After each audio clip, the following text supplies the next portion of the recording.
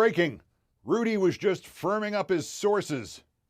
This segment will live both before and after the second Biden-Trump debate, so pretending to analyze that debate wastes your time and mine. Although to me it is a question of when, not if, perhaps it occurs in this debate, Trump goes full QAnon on Joe Biden. To that end, I refer you to the most important piece written today by my friend and high school classmate Will Bunch. In the wake of the news of the 545 migrant kids Trump has effectively turned into orphans via the administration's own form of child trafficking, Will's piece is headlined, "QAnon believers hunting for child kidnappers should start at 1600 Pennsylvania Avenue."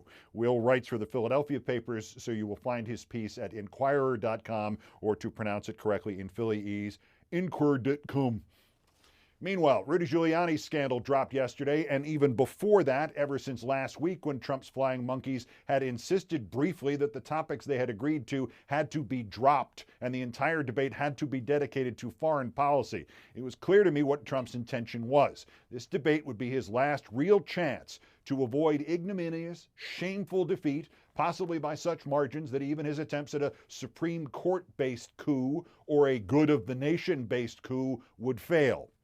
And those chances of another needle-threading electoral college victory or a coup by lawsuit or a coup by brute force all depended on, quote, foreign policy. In this case, a euphemism for trying to make Joe Biden seem guilty of some unforgivable act involving some other country.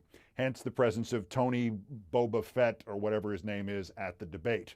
Remember, we are not talking about whether or not Biden did anything noteworthy involving any other country, let alone did anything criminal, but as Mae West once said, goodness has nothing to do with it.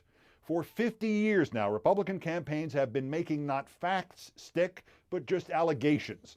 Under Trump, the allegation, the rumor, the conspiracy theory have supplanted reality in the minds of GOP leadership, membership, voters, senators, and even a sitting president. It doesn't matter if it's true. It only matters if it sounds bad enough to stick in the public mind. It requires no imagination to figure out that Trump long ago switched from Ukraine to China, because no matter how much traction he might have gotten trying to tar Joe Biden with Ukraine, one, nobody in this country cares about Ukraine, and two, oh yeah, anybody who does remember Ukraine will also remember that Trump was impeached over a quid pro quo with Ukraine. So instead, the Trump play became somehow tarring Biden with China. China is easy for the least connected American voter to understand. China is where the pandemic started. That the infections in this country almost exclusively entered via Europe is a fairly complicated concept. And if there's one thing potential Trump voters won't bother to look at or understand, it's a complicated concept. So China it is. Or at least China it was, until, as we noted here yesterday, a Trump Organization lawyer confirmed on the record by name, the name was Alan Garten, that the New York Times was right. Trump has had a secret bank account in China. He's also paid taxes there, paid a hell of a lot more some years than he has here. But Trump is the master of projection. Whatever he is guilty of, he simply accuses you of doing more of it, worse and louder. He could have pushed forward with China and Biden until, of all people, Sacha Baron Cohen came to democracy's rescue. The problem for Trump, whether he sticks with China or somehow now pivots back to Ukraine or whatever, is that his water carrier, the man behind both of these layered stories with words that even Trump finds difficult to pronounce like Burisma, his source, his investigator, was just caught with his pants down. Literally. For those of us who have known Rudy Giuliani, and I met him first 25 years ago, it has always been hard to take him seriously. He had 2 good weeks in 2001. The rest of the time, he has always been a couple of tea bags short of a luncheon spread. Ask his ex-wives, like the New York newscaster who found out she was going to become his ex-wife when he announced it at a news conference without informing her or their child first. Ask New Yorkers who found out 2 weeks after 9/11 that America's mayor wanted the governor to cancel the New York election for mayor and keep him in office past the expiration of his term as mayor, because the first thing you should do when democracy is attacked is to suspend democracy. Or ask Joe Biden, who ended what little remained of Giuliani's presidential campaign. He was once the leader in the polls for the 2008 Republican nomination, by noting that Giuliani's entire campaign consisted of exploiting the terror attacks, and that every sentence Giuliani uttered consisted of, quote, a noun, a verb, and 9/11. But now, Giuliani, Trump's only link between Biden and China or Biden and Ukraine or whatever, has gone belly up. You should excuse the expression. We showed the photos from the sequel to the Borat movie yesterday. There's no need to show them again. Okay, I lied. There they are. The film premiering Friday, per England's newspaper The Guardian, shows Giuliani being interviewed, then having his microphone removed by the woman reporter, and then she suggests a drink in her bedroom, and then Giuliani is shown, quote, reaching into his trousers and apparently touching his genitals while reclining on a bed in the presence of the actor playing Borat's daughter, who's also posing as a TV journalist. Then Sacha Baron Cohen bursts in and says of the woman, she's 15, she's too old for you.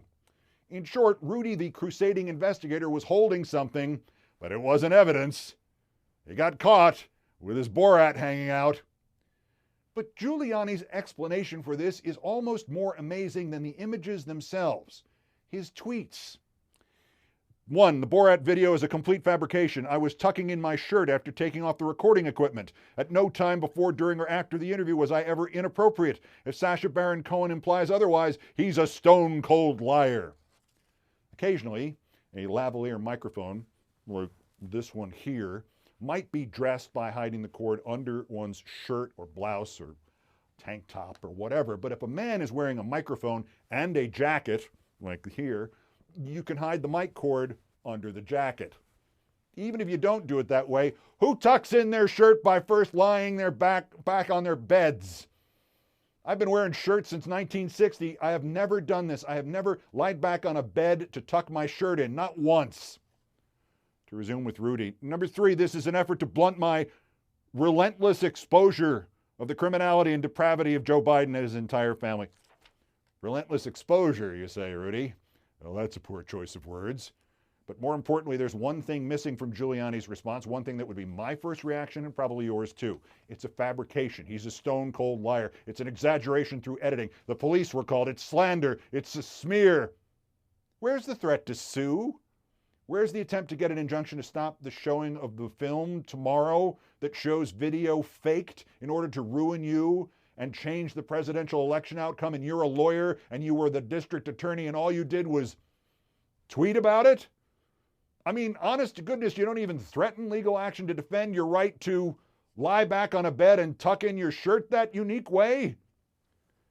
Giuliani is now so compromised that when the director of national intelligence and the FBI director got on TV last night and overplayed their little Iran Proud Boys email story by a factor of, about 10,000, when that sniveling little DNI John Ratcliffe said, we have identified 2 foreign actors, for a moment I was confident he was then going to say, and we've arrested Sacha Baron Cohen, one of them.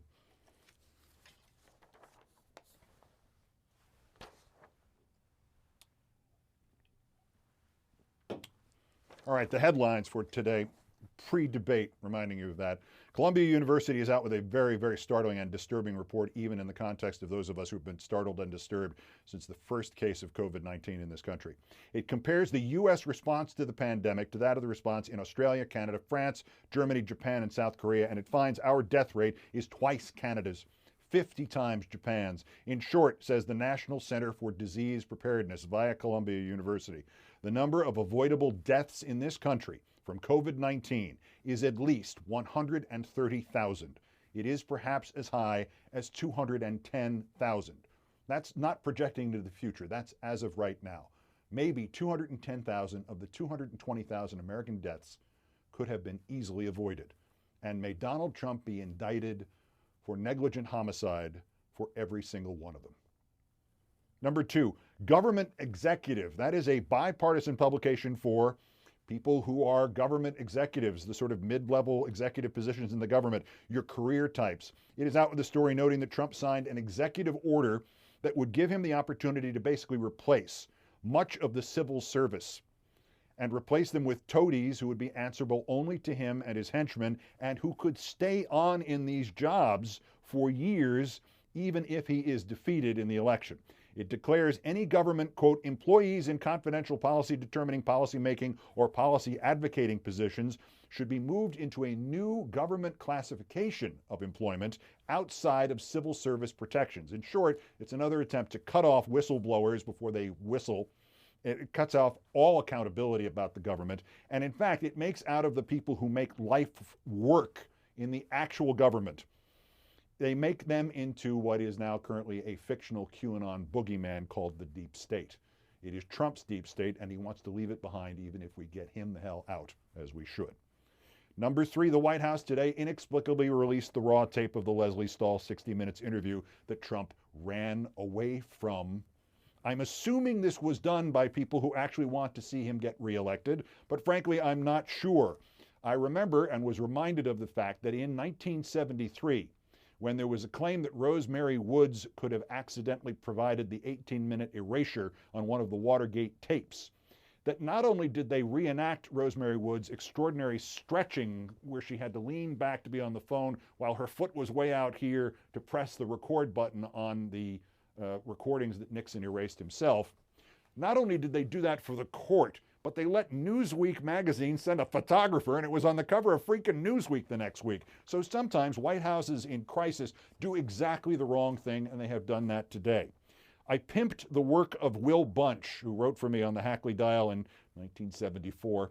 Let me again praise the efforts also of Daniel Dale, who went from a Toronto newspaper to CNN, and whom I have never met, but who is the Trump lie catcher extraordinary. He is the guy who does CNN's fact checks, sometimes hundreds of them in a day.